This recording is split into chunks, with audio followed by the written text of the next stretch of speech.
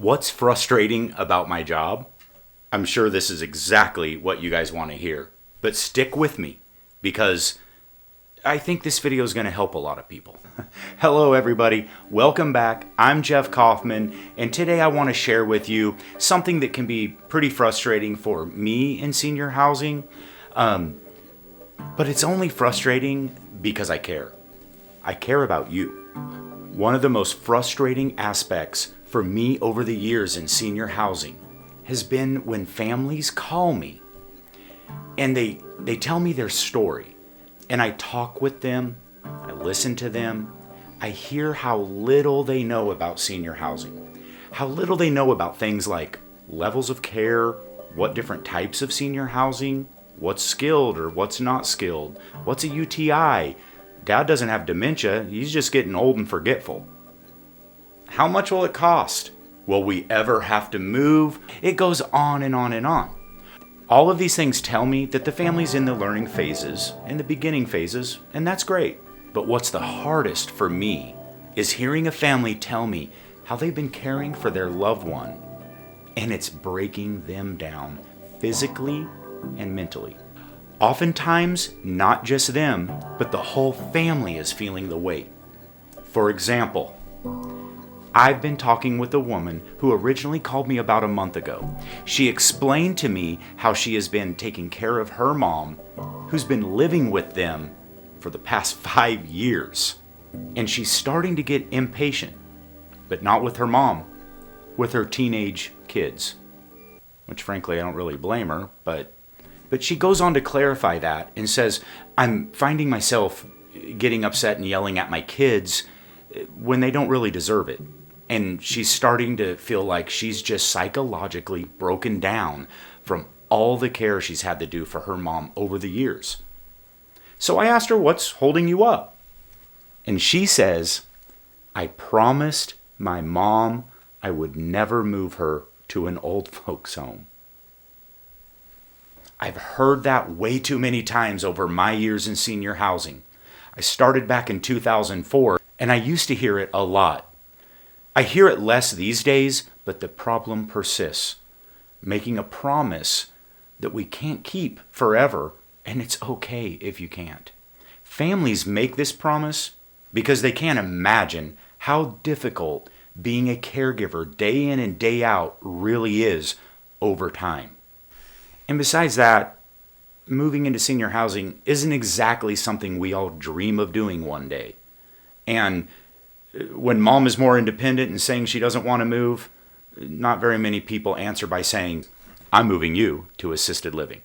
Of course, when we got done with this part of our conversation, I went on to immediately assure her that she can move her mom in with us because we're not an old folks home. We party. And then, after lightening the mood, I spoke with her about how amazing she is for what she's accomplished as a caregiver. I went on to tell her about all the benefits that moving in with us could bring, and how in our smaller environment, it feels a lot like family very shortly after somebody moves in anyway. So instead of staying in your current situation, which is harming your family, extend it. Extend it by moving in with us. She's such a nice woman and just under a lot of pressure and stress to fulfill this promise. We definitely can meet her needs. We have a great location, we're within her budget, and also our environment just sounds like it would be a really good fit with our group of residents that we have at this property and the staff that are working there. She's held up by guilt.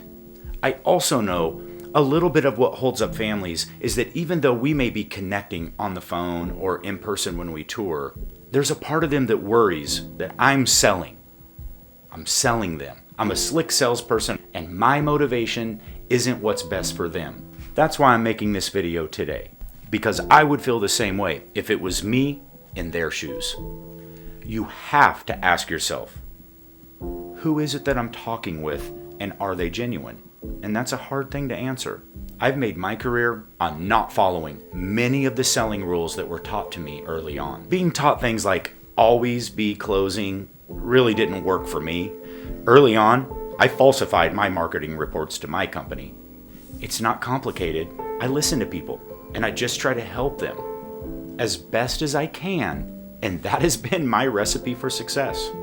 If a resident isn't a good fit for my community, I help them find one that will be, or I refer them to somebody who can help them. What I'm getting at here is yes, look at options, ask questions, but know that I, and frankly most people that I know in my industry, are trying our best and want to help you. Most of us started in this industry because we wanted to help others. I started my career working with adolescent youth who had gotten themselves in a lot of trouble and weren't with their families anymore. I loved it, but there was no upward mobility. I couldn't advance, and then I discovered senior housing, and I dove in. I could have chosen many different career paths way back then, but I didn't because I really enjoy helping families, educating families, and just doing what's best for people and seeing how happy families are once they've made the right choice. And I'm not the only one who's like this.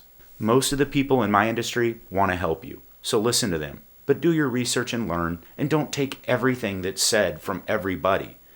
Gather your information and make your best informed decision. I've spoken with this woman a few times now, and she says she's going to give it another 6 months if she can. That phrase scares me because it tells me how much they need to make the move now. And that's what's so frustrating to me. I know deep inside myself, this family will be a good fit for us and us them. I know she and her whole family are hurting. I know it's hurt her marriage, and I want to help because I care. I'm making this video today because even though it's been over a week since we've last spoken, it's on my mind every day. And if this video helps even one of you out there before you break yourself down or others around you, then I feel better. Now that I got that off my chest, I appreciate your support by viewing, liking, and subscribing to my channel. Thanks so much, and we'll see you in the next video.